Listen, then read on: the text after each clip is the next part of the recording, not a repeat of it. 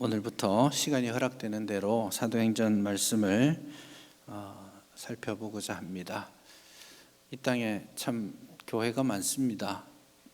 저녁에 불빛 있는 그런 마을이나 도시를 내려다보면 붉은 십자가가 보이지 않는 곳이 없을 정도이죠. 참 많은 교회가 있습니다. 6만 개 정도 됩니다. 여러분 동네 가시다 보면 골목골목 구석마다 편의점 있지 않습니까? 편의점보다 교회가 더 많습니다. 그래도 다행인 것은 미용실보다는 훨씬 적습니다. 교회가 참 많이 있고 저들마다 복음을 전하고 예배를 드리고 하나님의 나라를 꿈꾸는데 사실 이 땅의 교회들이 힘을 잃어가는 것이 사실입니다. 번듯한 건물 공동체는 있다라고 말을 하지만 어디로 가고 있는지, 말씀의 능력은 어디로 갔는지 안타까울 때가 참 많이 있습니다. 이 교회 예수께서 피로 값주고 사신 교회 아닙니까? 그런데 세상을 변화시킬 복음의 능력은 어디든지 사라지고 세상으로부터 교회는 조롱을 받고 두려움의 대상이 아니라 비웃음의 대상이 되어가고 있는 것 역시 우리가 인정해야 될 현실입니다. 이유가 뭘까요? 여러 가지 고민들을 해볼 수 있겠는데 그냥 제가 사도행전을 좀 나눠보고 싶다라고 한 생각은 이 초대교회의 탄생의 자리에서 우리가 다시 한번 교회가 회복해야 될 본질을 되찾고 또 그 본질을 회복하는 그런 노력들을 우리가 해볼 수 있지 않을까 하는 바람 때문입니다. 내적으로 교회는 복음의 본질에서 벗어나 있습니다. 그래서 교회에 교인들은 많아졌지만 그 복음의 본질은 약화되고 사람들은 많이 오고 있지만 그 복음의 본질에 헌신해서 증인으로 살아가는 그런 사람들은 사실 예전보다 훨씬 더 줄었다라고 볼 수 있습니다. 그래서 내적으로는 본질을 회복하는 것이 중요하고 외적으로는 증인의 삶을 회복하는 것이 정말 중요하지 않나 그렇게 생각합니다. 사도행전이 그 길을 우리에게 알려줄 수 있으리라 생각합니다. 오늘은 첫 시작이니까요. 한번 서론적인 부분들을 먼저 좀 살펴보자면 사도행전은 사도 바울과 함께 전도 여행을 다녔던 누가라는 사람이 쓴 글입니다. 1장 1절을 보시면 데오빌로여 내가 먼저 쓴 글에는 하고 이야기를 시작하죠. 누가가 데오빌로라는 사람에게 쓴 글입니다. 그런데 1절에 제일 먼저 내가 먼저 쓴 글에는 이런 내용을 썼습니다 하고 1절과 2절에서 이전에 썼던 것을 요약하죠. 요약은 이렇습니다. 예수님이 오셔서 사역을 시작하시고 예수님이 승천하시기까지의 일을 기록한 것이 먼저 쓴 글입니다. 먼저 쓴 글은 뭐냐면 누가복음입니다. 누가가 쓴 복음서가 누가복음이죠. 그래서 누가복음 1장 1절에서 4절에서도 이 서론 부분이 나오는데 거기에도 1장 3절에 보면 데오빌로 각하에게 이 글을 쓴다라고 말하고 있죠. 이제 명칭이 좀 바뀌었어요. 데오빌로 각하에게 씁니다 하고 여기서는 데오빌로여라고 이렇게 하고 있죠. 아마 시간이 지나면서 데오빌로와의 어떤 관계가 좀 더 정립되고 익숙해지지 않았나라는 생각을 합니다. 특정해서 각하라고 하니까 굉장히 고위직에 있는 한 사람이었겠다 정도 추정해 볼 수 있겠습니다. 원래 데오빌로라는 말이 워낙 일반적인 표현이기 때문에 정말 데오빌로라는 사람이 있었을까 의문을 가지는 학자들도 있지만 특정해서 각하 이렇게 호칭으로 부르고 있기 때문에 아마 특정한 사람이었을 거라고 생각하시면 되겠습니다. 데오 이 말은 하나님이란 뜻이고요. 필레오 이것은 사랑이라는 뜻입니다. 그래서 테오빌로 이렇게 말하면 하나님을 사랑하는 자라는 뜻이 되겠습니다. 어쨌든 굉장히 그 당시에 철수 영희처럼 익숙한 이름이었기 때문에 하나님을 사랑하는 자라고 불리우던 테오빌로에게 누가가 이 사도행전을 기록하고 있습니다. 이제 누가복음과 사도행전을 누가가 같이 한 사람에게 헌정한 것이다 이렇게 볼 수 있는데요. 글쎄요, 어떤 이유인지는 잘 모르겠지만 아마도 데오빌로가 상당히 고위직에 있었고 또 복음을 좀 체계적으로 소개할 필요성들을 느끼고 글을 썼을 거라고 볼 수도 있고요. 어쩌면 데오빌로가 이 두 책을 쓰는데 필요한 재정적인 필요들을 이제 후원자로서 공급했기 때문에 그에게 헌정을 했을 수도 있습니다. 어쨌든 누가는 누가복음과 사도행전을 기록했는데요. 사실 신약에 두 권을 기록했다 이렇게 말하기에는 이 분량이 너무 많습니다. 그래서 이 분량이 약 30% 정도 되거든요. 사도 바울이 13권의 신약 성경 중에 13권의 책을 썼습니다. 굉장히 많이 쓴 것 같지만 사실 사도행전 누가복음이 훨씬 더 분량으로는 깁니다. 30%나 되기 때문에 이 복음의 이 흐름, 예수님이 오심으로부터 예수님의 사역, 예수님이 죽으시고 부활하시고 승천하신 이후에 하나님 나라의 일들, 마지막 오고 오는 세대까지의 역사를 쭉 연결하는 이 누가복음과 사도행전의 흐름을 이해하는 것이 아주 중요한 부분이 되겠습니다. 누가복음과 사도행전이 가장 중요하게 생각하는 핵심 주제를 여러 가지로 말할 수 있겠지만 저는 오늘 딱 한 가지를 말씀드리고 싶은데요. 그것이 하나님의 나라입니다. 하나님의 나라. 예수님의 사역의 핵심 포인트도 하나님 나라였습니다. 그래서 예수님께서 오셔서 이 땅에서 제일 먼저 공생애를 시작하시면서 선포하신 말씀이 뭐였습니까? 회개하라, 천국이 가까이 왔다. 회개하라, 하나님의 나라가 손에 잡힐 만큼 가까이 왔다. 그렇게 선포하셨죠. 예수님은 설교하실 때마다 하나님의 나라를 많이 말씀하셨습니다. 예수님이 말씀을 전하실 때에, 설교하실 때에 언제나 비유로 말씀을 전하셨는데요. 그 비유의 핵심이 뭐냐 하면 하나님의 나라입니다. 그래서 여러분 비유를 읽으실 때에 익숙하게 첫 서두로 이런 표현들이 나옵니다. 천국은 이와 같으니, 하나님의 나라는 마치 이와 같으니 하면서 씨 뿌리는 비유부터 여러 비유들을 말씀해 주셨죠. 그래서 예수님의 가르치심의 핵심은 하나님의 나라였습니다. 예수님께서 가르치시고 설교하시는 모든 것이 하나님의 나라였고요.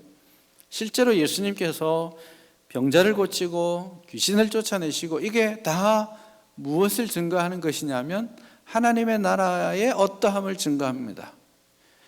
사탄이, 마귀가 지배하고 있는 영혼들, 그 땅에 하나님의 나라이신 예수님이 오셔서 그들을 몰아내고 하나님의 나라가 이 땅에 왔다라는 것을 치유 사역을 통해서, 축기 사역을 통해서 죽은 자를 살리면서 선포하신 거죠. 그래서 예수님의 주된 사역, 설교하시고 가르치시고 치유하신 이 주된 세 가지 사역의 모든 핵심이 하나님의 나라였습니다. 그래서 예수님은 시작하실 때 하나님의 나라가 왔다라고 선포하셨고, 오늘 본문을 보니까 예수님이 이제 승천하시기 전 마지막 40일 동안 얼마 안 남은 거잖아요. 이때 뭘 해야 될까? 이런 걸 생각하면 아마 이때는 아주 중요한 순간일 겁니다. 그 순간에 마지막까지 하신 일을 본문 3절은 이렇게 말합니다. 하나님 나라의 일을 말씀하셨다. 예수님은 이제 승천하셔서 주의 보좌 앞으로 가시기 전에 하나님 나라의 일을 다시 말씀해 주셨습니다. 하나님의 나라의 일이 뭔지는 우리가 다시 한번 공부를 해봐야 될 부분이긴 하지만 어쨌든 예수님은 오셔서 처음부터 마지막 순간까지 하나님의 나라가 왔다, 하나님의 나라에 대한 말씀으로 당신의 일생을 다 보내셨습니다. 그러면 이제 예수님이 이 땅을 떠나가시고 제자들에게 함께하지 않는 시간들, 물리적으로 함께하지 않는 그 시간들이 왔습니다. 그럼 제자들은 뭐 해야 되는 거예요? 제자들의 삶과 사역의 핵심은 무엇이어야 할까요? 예, 하나님의 나라입니다.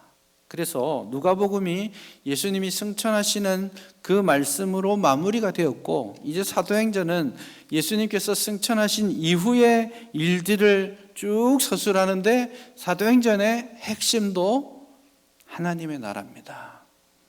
사도 바울의 복음 선포의 핵심도 하나님의 나라입니다. 그래서 사도행전은 1장에서 시작할 때 예수께서 하나님의 나라를 선언하셨다라고 시작하셨고요. 사도행전을 마치는 28장 31절을 보시면 굉장히 중요한 하나의 주제가 다시 등장합니다.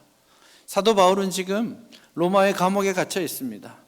언제 재판이 이루어질지도 모른 채 만 2년을 감옥에서 소위 썩고 있습니다. 나이가 이제 60이 넘어가고 오늘 내일 어떻게 될지도 모르는데 2년을 그냥 감옥에 있습니다. 이제 이렇게 끝나나 싶은 순간인데, 사도행전 28장 31절 마지막 본문은 사도 바울이 감옥에서 가택에 연금되어 있지만 하나님의 나라는 거침없이 전파되고 있다, 이렇게 말씀하고 있습니다. 하나님의 나라가 전파되는데 사실 옛날 버전으로 치면 아무도 막을 자가 없었다. 하나님의 나라는 거침없이 증거되는 거예요. 사도 바울은 예수님이 선포하시고 예수님이 마지막까지 당부하신 이 하나님의 나라 복음을 붙들고 자신의 삶을 살았고, 이제 그는 그의 일생을 마치는 그 순간까지 하나님의 나라를 가르치면서 자신의 삶을 마감하고 있습니다. 근데 이 사도행전은 열린 결말이라고 표현해요. 왜냐하면 사도행전의 핵심 인물이 두 사람인데, 앞에는 12장까지는 베드로, 뒤에 13장부터는 바울인데요. 이 바울이 감옥에 갇혀 있습니다. 그럼 우리는 어떤 질문이 들까요? 재판 어떻게 받았지? 결과가 어떻게 됐지? 스페인까지는 어떻게 갔지? 이런 궁금증이 있잖아요. 그냥 사도 바울의 그 마지막 생애에 대해서 이 사도행전은 전혀 언급하지 않습니다. 대신에 하나의 이미지를 전달하고 있어요. 사도 바울은 지금 거기에서 멈춥니다. 감옥에 갇혀 있습니다. 더 이상 할 수 있는 게 없어요. 그러나 하나님의 나라는 계속된다. 하나님의 나라는 사도 바울과 같은 또 다른 사람이 붙들고 전파하면서 확장하면서 나간다. 그렇게 선포하는 거예요. 그래서 한때는 사도행전 28장이 아니라 사도행전 29장을 우리가 살고 있다, 이런 표현들이 한국 교회 안에 많이 있었습니다. 왜냐하면 사도 바울이 예수님의 바통을 딱 받아가지고 하나님 나라 증인으로서 살다가 갔고, 이제 그 바통을 이어받은 누군가가 또 하나님 나라 증인으로 살아가다가 또 누군가에게 주었고, 그게 2000년 교회의 역사고, 그 바통이 2000년 동안 이어져서 오늘 우리에게까지 온 겁니다. 그러면 주님 오시는 날까지 우리가 해야 될 사명은 뭐겠습니까? 다음 주자까지 쉬지 않고 포기하지 않고 그 사명, 하나님 나라 증인으로서의 사명을 살아가는 것이죠. 증인으로서의 삶을 살아가기 위해서 오늘 예수님께서 부활하신 이후에 승천하시기까지 40일 동안 단도리를 잘해야 될 거 아니에요. 이제 가시고 나면 다시는 육신적으로는 뵙지 못할 거니까 제자들에게 이 하나님 나라 증인으로 살아가기 위해 무엇을 준비해야 되는지를 잘 소개하는데, 그게 3절서부터 나오는 겁니다. 제일 먼저 예수님께서 이 맞닥뜨린 실질적인 고민들이 있는데요. 첫 번째로 3절에 보시면 고난 받으시고 후에 그들에게 확실한 많은 증거로 친히 살아계심을 나타내셨다. 40일 동안 그들에게 보이셨다, 이렇게 말씀합니다. 예수님께서 부활하신 이후에 제일 먼저 해야만 했던 중요한 하나의 복음의 본질, 깨우쳐야 될 복음의 본질은 부활이었습니다. 예수님의 부활을 증거하는 것, 그것을 입증하고 확신하게 하는 것, 이것이 아주 중요한 본질적 예수님의 첫 번째 일이었습니다. 그 말의 의미는 예수님이 다시 살아나셨는데 예수님이 살아나신 것을 제자들조차도 믿지 않았다라는 거예요. 누가복음 24장에서 이 부분이 잘 나오는데, 예수님께서 부활하시고 나서 마리아에게서부터 베드로, 요한, 또 엠마오로 가는 제자들, 이런 사람들에게 나타나셨습니다. 그리고 당신을 보여주셨고요. 그 사람들이 막 예루살렘으로 달려옵니다. 가던 길 다 잡고 막 깜짝 놀라서 돌아가신 줄만 알았던 예수님이 떡하니 나타나셔서 말씀하시고 같이 먹고 막 이러니까 너무너무 놀래 사람들이 모여가지고 예수님이 부활했다, 예수님이 다시 살아나셨다, 이렇게 하니까 제자들이 너 정신 나간 소리 하고 있어, 죽은 사람이 어떻게 부활하냐, 이렇게 반응을 보였습니다. 그러자 예수님이 그 자리에 나타나셨죠.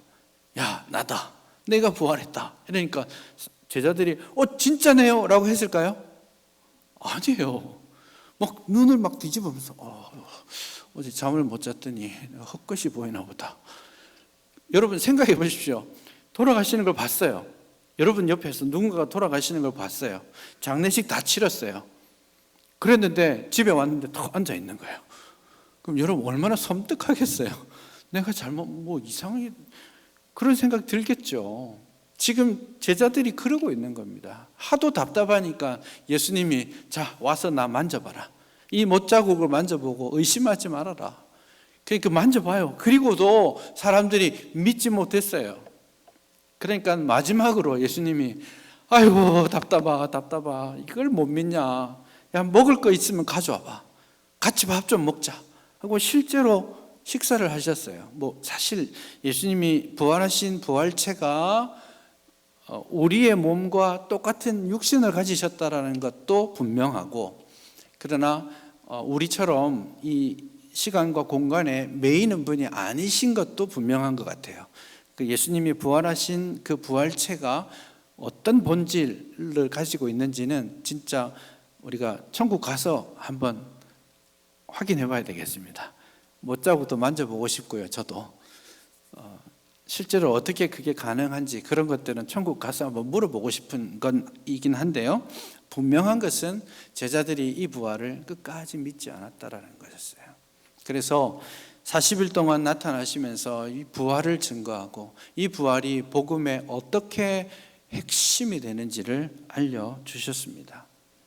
부활을 믿지 않으면 능력이 없습니다. 아무리 내가 좋은 것 붙들고 있다고 해도 죽어서 썩어서 끝나버렸다면 무슨 의미가 있습니까? 그러네 예수님의 부활을 확신하는 순간 제자들은 증인의 삶을 살 수 있게 된 거예요. 왜냐하면 예수님의 부활이 나의 부활이기 때문에. 그래서 이 예수님이 부활을 증거하는 것을 가장 중요하게 생각하고 증거하셨습니다. 여러분, 예수님이 부활하신 것을 믿으십니까? 진짜 신기한 기적이에요. 정말 그게 믿어지는 게 너무너무 신기한 기적입니다. 보셨어요? 이 제자들은 보고도 눈을 씻으면서 내가 헛것을 봤나 봐 이러고 있는데, 여러분 보지도 못했는데 그게 믿어져요? 이게 내가 마음으로 믿어지잖아요. 그게 내가 하나님 앞에 그 무엇보다도 큰 은혜를 받았다는 증거입니다. 이게 내가 육신적으로 물질을 얼마나 가졌느냐, 얼마나 배웠느냐, 얼마나 높은 자리를 차지하고 얼마나 여기에서 인정받는 삶을 사느냐, 이거 아무것도 중요한 게 아니에요. 부활하신 주님을 믿고 나 또한 주님과 함께 다시 살아날 수 있다라는 이 확신을 가지는 것이야말로 내 인생을 결정적으로 바꾸는 거예요. 내 삶의 방향도 결정적으로 바뀌게 되는 거예요. 부활하신 예수님을 믿는 이 믿음을 우리 새롭게 할 수 있기를 바랍니다. 예수님이 부활하셨다라는 사실을 알려주시고 하나님 나라의 일을 말씀하십니다. 하나님의 나라가 뭐죠? 이거 하나님 나라에 관한 책들이 수백 권이 나와 있어요. 엄청나게 많은 할 말들이 있지만 누가복음과 사도행전의 관점에서 하나님의 나라를 한마디로 정의해 보겠습니다.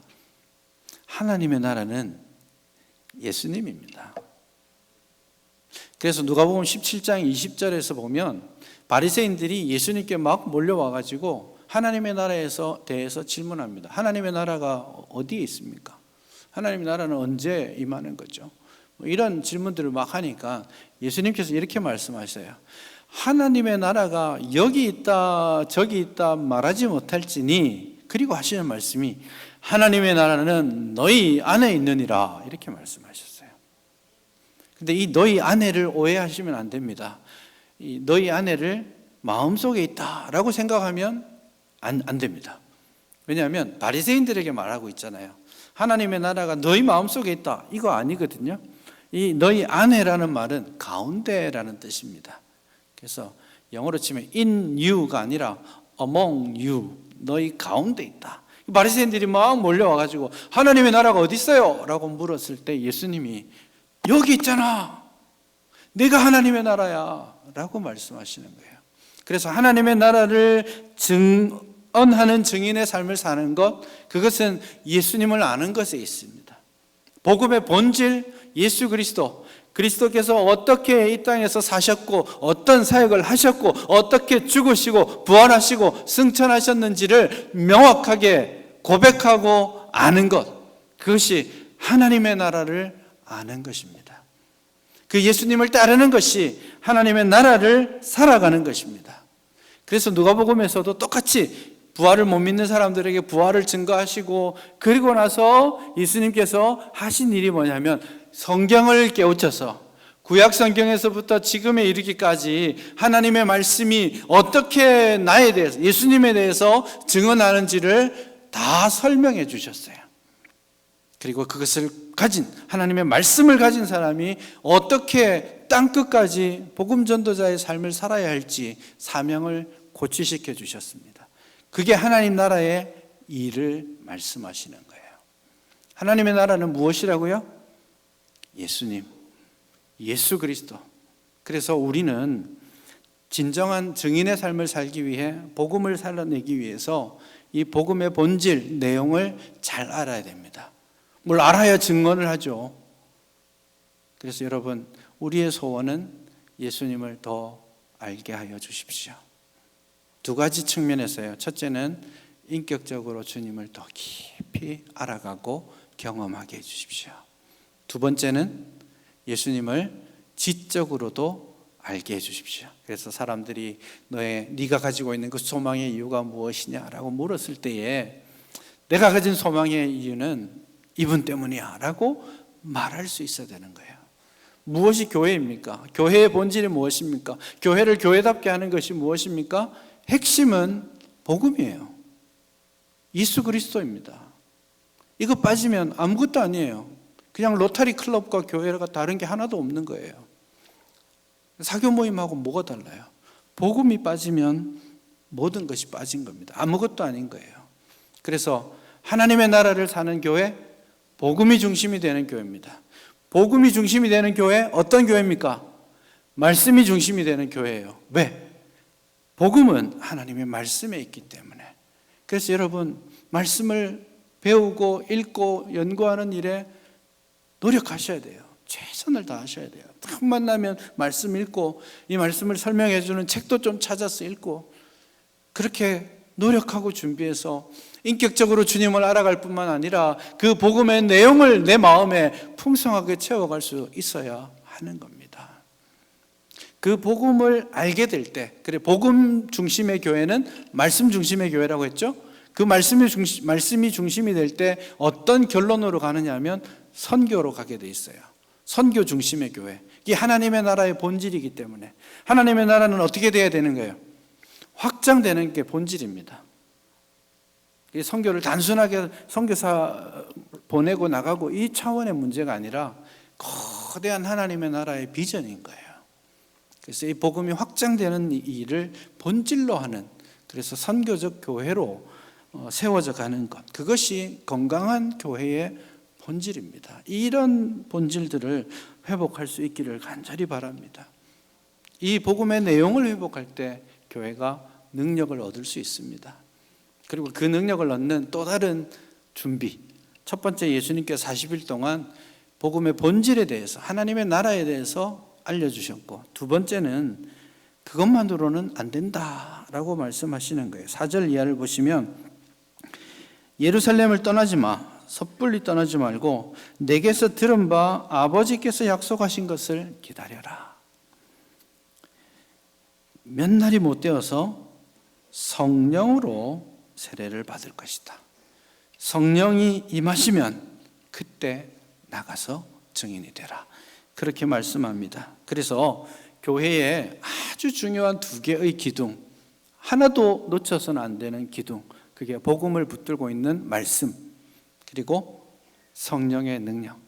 복음의 내용에 힘을 얻고 성령의 능력으로 그 일을 감당해내는 겁니다. 그래서 말씀을 연구하는 일, 주님을 인격적으로 알아나가는 일, 그리고 기도하는 일, 성령을 모셔드리고 동행하는 일, 성령 충만을 간절히 사모하는 일.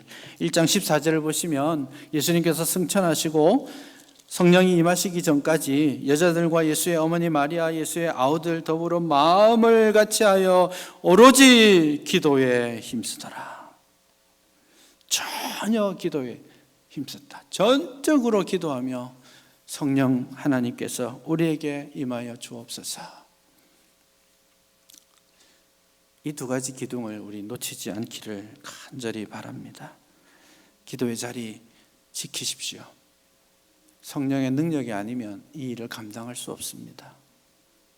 하나님의 말씀과 성령의 능력, 이것을 주님께서 이제 마지막으로 승천하시기 직전까지 우리에게 너 이거 두 개 준비해야 돼 라고 말씀하신 거예요.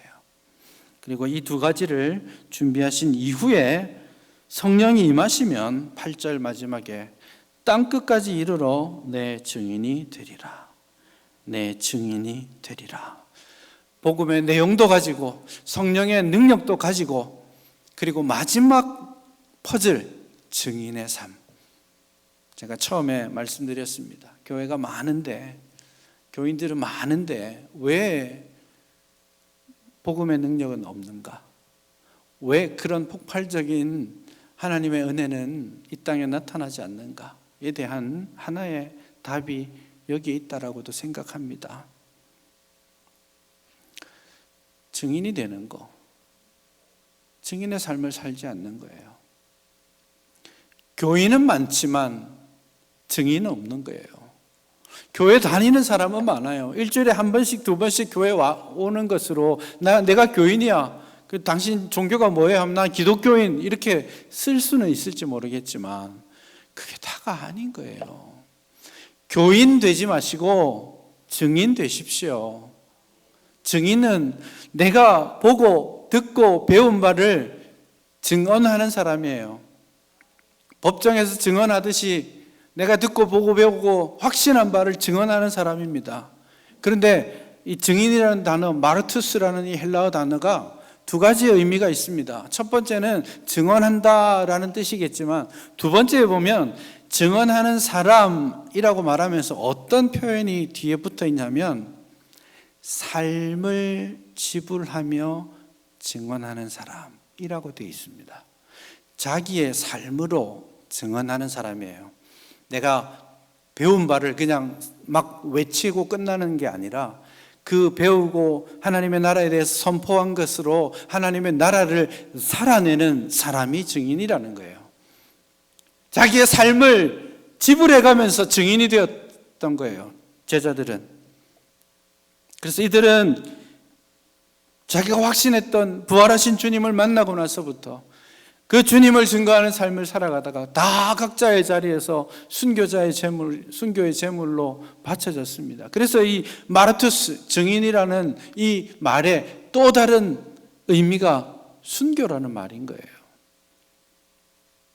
우리의 삶을 하나님 앞에 드려야 되는 것, 우리의 삶을 드리지 않고 우리가 증인의 삶을 살아내지 못한 채 말만, 형식으로만 교인으로 존재하고 있으니 이 땅의 교회들이 힘을 잃어가는 것이죠. 여러분, 하나님의 나라 백성으로 살아갈 수 있기를 바랍니다. 최근에 누군가가 여러분에게 너가 가진 그 믿음이 어떤 거야? 너가 가지고 있는 그 천국의 소망이 어떤 거지? 나 궁금해 라고 질문하신 적이 있습니까? 평생 그런 질문 들어보지 못한 건 아닙니까? 여러분은 교인입니까? 하나님 나라의 증인입니까? 교인의 삶에 만족하지 마시고 우리의 삶을 들여 정말 내가 목숨 걸어서 확신하는 이 복음으로 살아내며 경건을 이루며 이 복음 때문에 손해보고 이 복음 때문에 고난을 받고 이 복음으로 살아내는 것이 무엇인지를 사람들에게 증언해야 되지 않겠습니까? 하나님 나라 증인으로 회복된 삶을 살아가는 저와 여러분 되기를 바랍니다.